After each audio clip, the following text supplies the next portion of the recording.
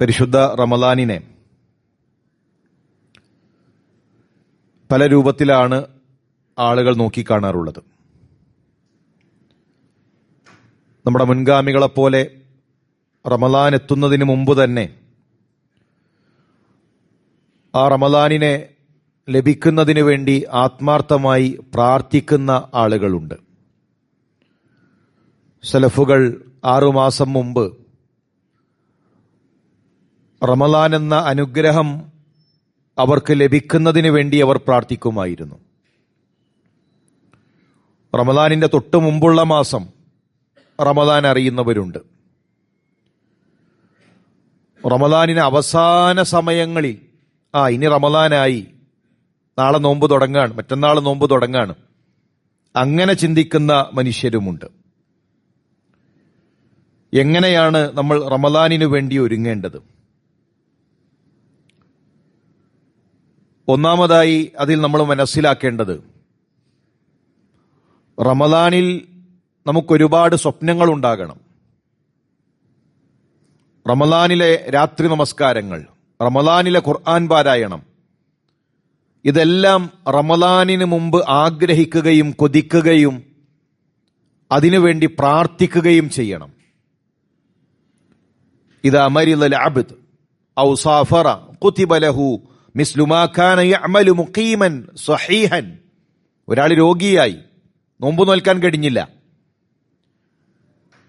എങ്കിൽ സ്വഹീഹായ ആരോഗ്യമുള്ള ഒരു മനുഷ്യൻ നോമ്പ് നോൽക്കുന്ന അതേ പ്രതിഫലം റമദാനിൽ അയാൾക്ക് നേടാൻ കഴിയും, അയാളുടെ നീയത്ത് കൊണ്ട്, അയാളുടെ ആഗ്രഹം കൊണ്ട്. അത് ഈ ദീനിന്റെ പ്രത്യേകതയാണ്. ആഗ്രഹമുണ്ടായിരുന്നു, നല്ല കൊതിയുണ്ടായിരുന്നു, പക്ഷേ പെട്ടെന്നാണ് രോഗം വന്നത്, ആരോഗ്യം ദുർബലമായി, നോമ്പ് നോൽക്കാൻ കഴിഞ്ഞില്ല, എഴ്തികാഫിന് സാധിച്ചില്ല, യാത്രയിലായിപ്പോയി. അങ്ങനെ ഏത് സാഹചര്യങ്ങളാകട്ടെ, ആ മനുഷ്യന്റെ ആഗ്രഹം, ആ മനുഷ്യന്റെ നീയത്ത് അത് സത്യസന്ധമാണെങ്കിൽ, നല്ല ആരോഗ്യമുള്ളൊരു മനുഷ്യൻ അയാൾ നോമ്പ് നോൽക്കുന്നത് പോലെ, അയാൾ രാത്രി നമസ്കരിക്കുന്നത് പോലെ, അയാൾ എഴ്തികാഫിരിക്കുന്നത് പോലെ ആ ആഗ്രഹം കൊണ്ട്, നീയത്ത് കൊണ്ട് പ്രതിഫലം നേടാൻ സാധിക്കും. മൻ ഹമ്മ ബിഹസന ഫലം യഅമൽഹാ കുതിബത് ലഹു ഹസന. ഒരാളൊരു നന്മ ആഗ്രഹിച്ചു, റമദാനിൽ ഖുർആൻ ഖത്മ് തീർക്കണം, റമദാനിൽ രാത്രി നമസ്കരിക്കണം, ധാരാളം നന്മകളിൽ മത്സരിക്കണം. ആ മനുഷ്യൻ ആത്മാർത്ഥമായി ആഗ്രഹിച്ചു, അവനത് ചെയ്യാനുള്ള അവസരം ലഭിച്ചില്ല.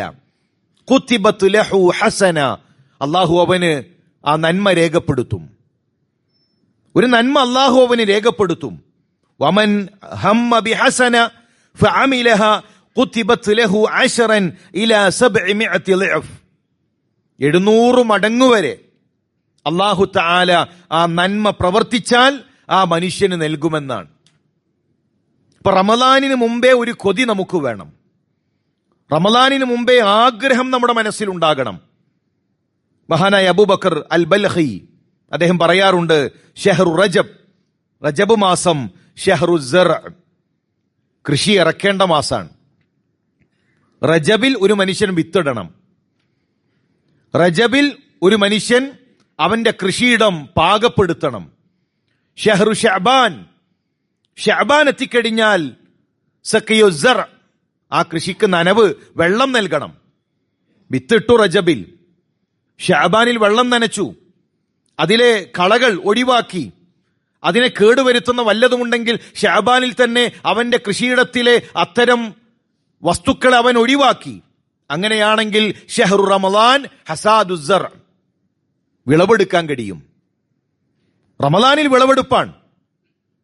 റമദാനിൽ വിളവെടുപ്പ് നടത്തണമെങ്കിലോ റജബിൽ അവൻ വിത്തിടണം, ഷഅബാനിൽ അവൻ വെള്ളം നനക്കണം. അവന്റെ കൃഷിയെ ബാധിക്കുന്ന വല്ലതുമുണ്ടെങ്കിൽ ആ കൃഷിയിടത്തിൽ നിന്ന് അതിനെ മാറ്റണം. വിത്തിടാതെ, വെള്ളം നനക്കാതെ റമദാനിൽ വിളവെടുക്കാൻ പോയാലോ ഒന്നും ഉണ്ടാവില്ല, അവിടെ ഒന്നും നേടാൻ കഴിയില്ല. ഇതാണ് പല ആളുകളുടെയും കഴിഞ്ഞ റമദാനുകൾക്ക് പറയാനുള്ളത്.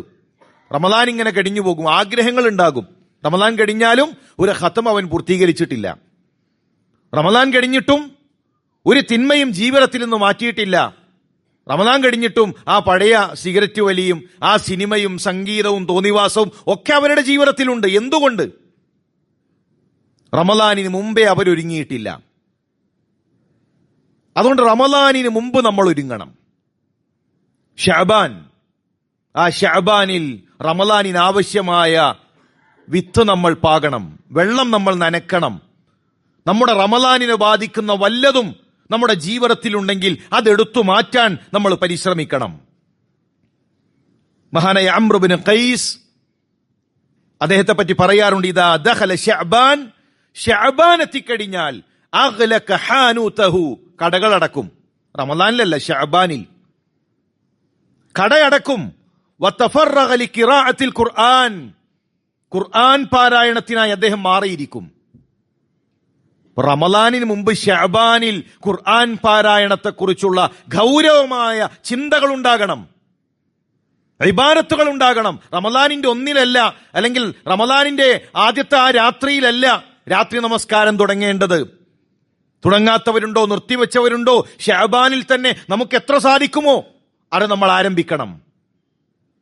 എപ്പോഴെങ്കിലും ഖുർആൻ ഓരുന്നവരുണ്ടോ? ഖുർആൻ പാരായണം അത് സ്ഥിരമാക്കണം. അള്ളാഹുവിന് ഇഷ്ടം കുറച്ചാണെങ്കിലും സ്ഥിരമായി ചെയ്യുന്നതാണ്.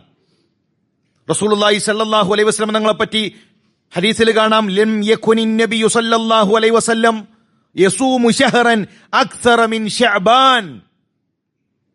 ഒരു മാസത്തിലും, റമദാൻ അല്ലാത്തൊരു മാസത്തിലും റസൂലുള്ളാഹി മുഴുവൻ നോമ്പ് നോറ്റിട്ടില്ല.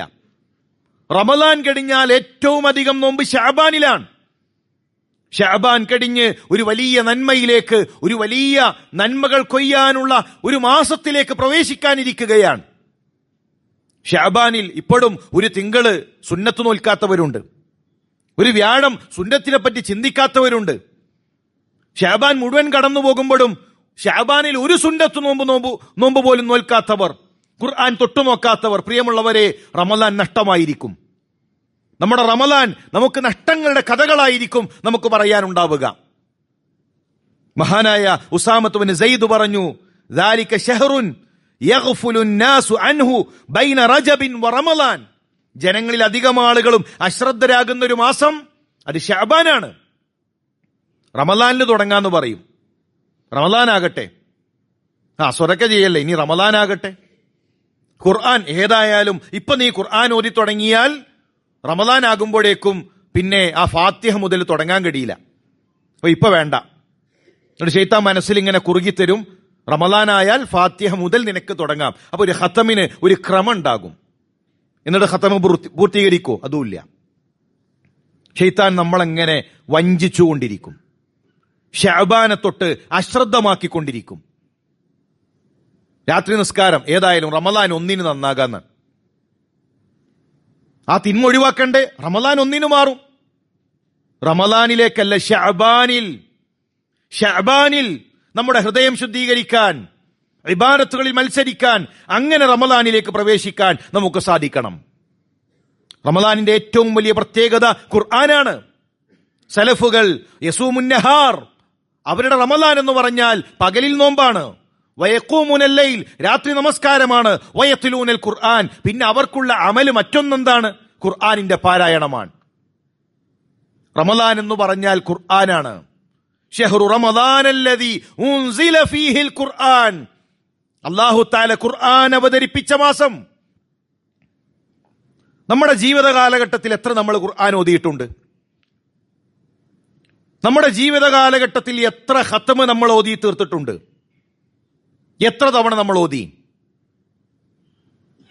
നമ്മുടെ ജീവിത കാലഘട്ടത്തിൽ മുഴുവൻ നമ്മൾ ഓതിയ ഖുർആൻ പാരായണം സലഫുകളുടെ ഒരു റമദാനിലേക്കില്ല.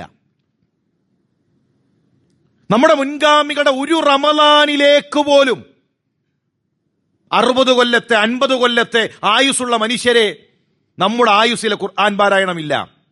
ഉസ്മാൻ ബിൻ അഫ്ഫാൻ റമദാനിൽ 60 ഖത്മ് തീർക്കും. ഇമാം ഷാഫിഈ റഹ്മഹുല്ല 60 ഖത്തം പരിശുദ്ധ റമദാനിൽ ഓതി തീർത്തിട്ടുണ്ട്. ഇമാം മാലിക് റഹ്മഹുല്ല ഇദാ ദഖല റമദാൻ ലം യുഹദ്ദിസ് അഹദൻ, റമദാൻ എത്തിയാൽ പിന്നെ ഹദീസിന്റെ ക്ലാസ്സുകളില്ല. ലോകത്തിന്റെ വ്യത്യസ്ത ഭാഗങ്ങളിൽ നിന്ന് ഇമാം മാലിക്കിന്റെ സദസ്സിലേക്ക് ഹദീസ് പഠിക്കാനെത്തും. റമദാനിൽ പറയും ഇത് റമദാനാണ്, ഇനി ഹദീസിന്റെ ഫത്വയുടെ ദർസുകളില്ല, ഖുർആനിലേക്ക് ഇരിക്കൂ. ഇമാം മാലിക്കിനെ പള്ളിയിൽ കണ്ടാൽ മുന്നിൽ മുസ്ഹഫ് തുറന്നിരിക്കുന്നുണ്ടാകും. പള്ളിയിലില്ലെങ്കിൽ വീട്ടിലുണ്ടാകും, വീട്ടിൽ മുന്നിൽ മുസ്ഹഫ് തുറന്നിരിക്കുന്നുണ്ടാകും. ഇതല്ലാത്തൊരു കാഴ്ച ഇമാം മാലിക്കിനെ റമദാനിൽ കാണാൻ കഴിയുകയില്ല. ഇമാം സുഹരി റമദാൻ എത്തിക്കഴിഞ്ഞാൽ മറ്റു വിജ്ഞാന സദസ്സുകൾ മാറ്റിവെച്ച് ഖുർആനിലേക്ക് മാറും. മഹാന ഇമാം ബുഖാരി ലഹു ഫീ കുല്ലി യൗമിൻ ഖത്മ, ഓരോ ദിവസത്തിലും ഒരു ഖത്ം. മഹാന ഇമാം അഹ്മദ് യഖ്തിമു ഫീ കുല്ലി സലാസതി അയ്യാമിൻ, ഓരോ 3 ദിവസത്തിലും ഒരു ഖത്ം. ഫഇദാ ദഖലത്തിൽ അശ്ർ, അവസാനത്തെ 10 എത്തിയാൽ ഫീ കുല്ലി യൗമിൻ ഖത്മ, ഓരോ ദിവസത്തിലും ഒരു ഖത്ം.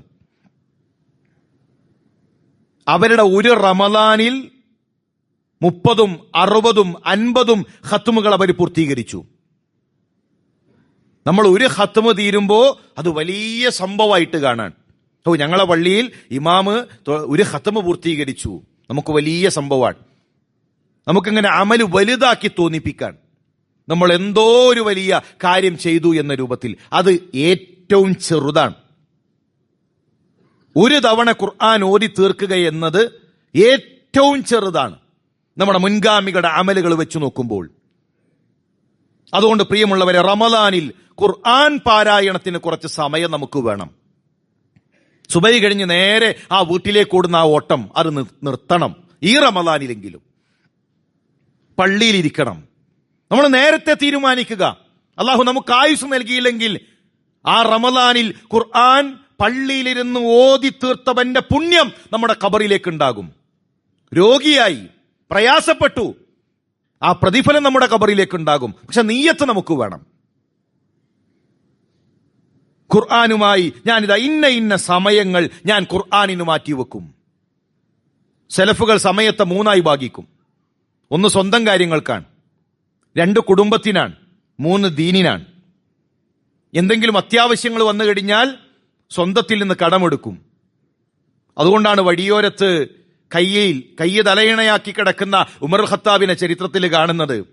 ഉറക്കം നഷ്ടപ്പെട്ടു, സമയം തികയാതെ വന്നാൽ കുടുംബത്തോട് ചോദിക്കും. ജീവിതത്തിന്റെ ഒരു ഘട്ടത്തിലും നമ്മുടെ മുൻഗാമികൾ അവരുടെ പരലോകത്തിന് മാറ്റിവെച്ച സമയത്തിലേക്ക് ഒരു മിസ്കീനിനെ പോലെ കൈകൾ നീട്ടിയിട്ടില്ല. അവരുടെ ആഖിറത്തിന് മാറ്റിവെച്ച സമയത്തിലേക്ക് അവർ കൈകൾ നീട്ടിയിട്ടില്ല. അവരുടെ ഇബാദത്തുകൾക്ക് മാറ്റിവെച്ച സമയം അവർ മറ്റൊന്നിനും ചിലവഴിച്ചിട്ടില്ല. അതുകൊണ്ട് ആ വിഷയം നാം ശ്രദ്ധിക്കുക. മറ്റൊന്ന്, റമദാനിന് മുമ്പ് ഞാൻ പറഞ്ഞല്ലോ, ശഅബാൻ, അത് വെള്ളം നനയ്ക്കണം. കൃഷിയെ ബാധിക്കുന്ന കളകളുണ്ടെങ്കിൽ, ഏതെങ്കിലും മാരകമായ രോഗങ്ങളുണ്ടെങ്കിൽ അതിൽ നിന്ന് ശുദ്ധമാകണം. മഹാനായ അംർ ഇബ്നു ഖൈസ് അദ്ദേഹം പറയും, റമദാനായി ആയിക്കഴിഞ്ഞാൽ, റമദാനിന് മുമ്പ് അദ്ദേഹം പറയും, തൂബാ ലിമൻ അസ്ലഹ നഫ്സഹു ഖബ്ല റമദാൻ. റമദാനിന് മുമ്പ് മനസ്സു ശുദ്ധീകരിച്ചവരെ, നിങ്ങൾക്ക് മംഗളം. നിങ്ങളാണ് റമദാനിൽ നേടാൻ പോകുന്നത്, നിങ്ങളാണ് റമദാനിൽ കൊയ്യാൻ പോകുന്നത്, നിങ്ങളാണ് റമദാനിലെ വിജയികൾ. റമദാനിന് മുമ്പ് മനസ്സൊന്ന് ഒറ്റക്കൊന്നിരുന്ന് മനസ്സിനെ വിചാരണ ചെയ്യുന്നവൻ, പകയുണ്ടോ, വിദ്വേഷമുണ്ടോ, ഇപ്പോഴും പിണക്കമുണ്ടോ, പുഞ്ചിരിക്കാനുള്ള തടസ്സമുണ്ടോ, അകന്നു നിൽക്കുന്ന ബന്ധങ്ങളുണ്ടോ, അത് ശുദ്ധമാക്കണം. നമ്മുടെ മനസ്സിന് പറയാൻ കഴിയണം, ഒരാളോടും പകയില്ല. എന്റെ ഇബാദത്തുകളെ ബാധിക്കുന്ന രൂപത്തിൽ എന്റെ മനസ്സിൽ ഒരു കറുപ്പുമില്ല. അങ്ങനെ നമ്മുടെ നഫ്സിനെ ശുദ്ധമാക്കാൻ നമുക്ക് സാധിച്ചാൽ റമദാനിൽ നമുക്ക് ഒരുപാട് കാര്യങ്ങൾ നേടാൻ സാധിക്കും. മഹാനായ ഇമാം സുഹരി അദ്ദേഹം റമദാനിൽ ധാരാളം ആളുകൾക്ക് ഭക്ഷണം നൽകുമായിരുന്നു. ഇത് ദഖല റമദാൻ, റമദാനിലേക്ക് പ്രവേശിച്ചു കഴിഞ്ഞാൽ അദ്ദേഹം പറയും, ഇന്നമാ ഹുവ, ഈ റമദാൻ എന്ന് പറഞ്ഞാൽ അതെന്താണെന്ന് അറിയുമോ? തിലാവത്തുൽ ഖുർആൻ, ഖുർആനിന്റെ പാരായണമാണ്. വ ഇത്ആമുത് തആം, പാവങ്ങൾക്ക് ഭക്ഷണം നൽകലാണ്. നമ്മുടെ ചുറ്റുപാടുകൾ അന്വേഷിക്കുക. പ്രയാസങ്ങൾ അനുഭവിക്കുന്നവരുണ്ടോ, പട്ടിണി കിടക്കുന്നവരുണ്ടോ, ഭക്ഷണത്തിന് പ്രയാസം അനുഭവിക്കുന്നവരുണ്ടോ, അവരെ റമദാനിന് മുമ്പ് കണ്ടെത്തി പരിഗണിക്കാൻ നാം പരിശ്രമിക്കുക. അങ്ങനെ റമദാനിന് മുമ്പ് ഹൃദയം ശുദ്ധീകരിച്ച് റമദാനിൽ ഒരുപാട് നന്മകൾ ആഗ്രഹിച്ച് നമ്മുടെ ജീവിതത്തെ ക്രമീകരിക്കാനുള്ള തൗഫീക്ക് അള്ളാഹു നമുക്ക് നൽകി അനുഗ്രഹിക്കട്ടെ.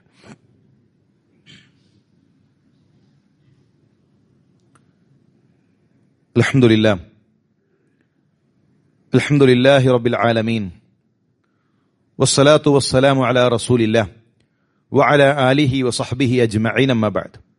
അള്ളാഹുവിനെ സൂക്ഷിച്ച് ജീവിക്കണമെന്ന് ഉണർത്തുകയാണ്, വസിയത്ത് ചെയ്യുകയാണ്. നമ്മൾ മനസ്സിലാക്കേണ്ട ഒരു കാര്യം, അള്ളാഹുവിലേക്ക് അടുക്കാനുള്ള ഏറ്റവും നല്ല അമൽ ഫർദായ അമലുകളാണ്. അള്ളാഹു നിർബന്ധമാക്കിയ ഫർളാക്കിയ കാര്യങ്ങളിലൂടെ അള്ളാഹുവിലേക്ക് അടുക്കുന്നത് പോലെ സുന്നത്തിലൂടെ അടുക്കാൻ കഴിയുകയില്ല. സുന്നത്തിന് പ്രതിഫലമില്ല എന്നല്ല, പ്രതിഫലമുണ്ട്. പക്ഷെ ഏറ്റവും അധികം അള്ളാഹുവിലേക്ക് അടുക്കാൻ കഴിയുക ഫർളിലൂടെയാണ്. പലപ്പോഴും ആളുകൾ സുന്നത്തിന് അത് ശ്രദ്ധിക്കും. രാത്രി നമസ്കാരത്തിന് വാഹനം ഏർപ്പാട് ചെയ്യും, നല്ലത് തന്നെ. കുടുംബസമേതം തറാവി നമസ്കാരത്തിനെത്തുന്നു, നല്ലതാണ്, ഖൈറാണ്. പക്ഷെ ഇശാവോ, പള്ളിയിലെ ഇശാഇ ജമാഅത്ത് കഴിഞ്ഞുകൊണ്ടാണ് തറാവി നമസ്കാരത്തിനെത്തുന്നത്. റമദാനിൽ നോമ്പ് തുറയുടെ പള്ളിയിലുള്ള അതുപോലെ മറ്റു സംവിധാനങ്ങളിലുള്ള ആ നോമ്പുതുറയുടെ കാര്യങ്ങളിൽ ആളുകൾ മത്സരിക്കുന്നു. മഗ്രിബ് അവിടെ ജമാഅത്ത് തുടങ്ങിയിട്ടുണ്ട്. നിർബന്ധമായ മഗ്രിബ് നമസ്കാരം ജമാഅത്ത് ആരംഭിച്ചു. ആ ജമാഅത്ത് നഷ്ടപ്പെടുത്തിയിട്ടാണ് പിന്നീട് രണ്ടാമത്തെ ജമാഅത്ത് ആരംഭിക്കുന്നത്. ഫർളിന്റെ ഗൗരവം ആളുകളുടെ മനസ്സിൽ നിന്ന് പോകുന്നു.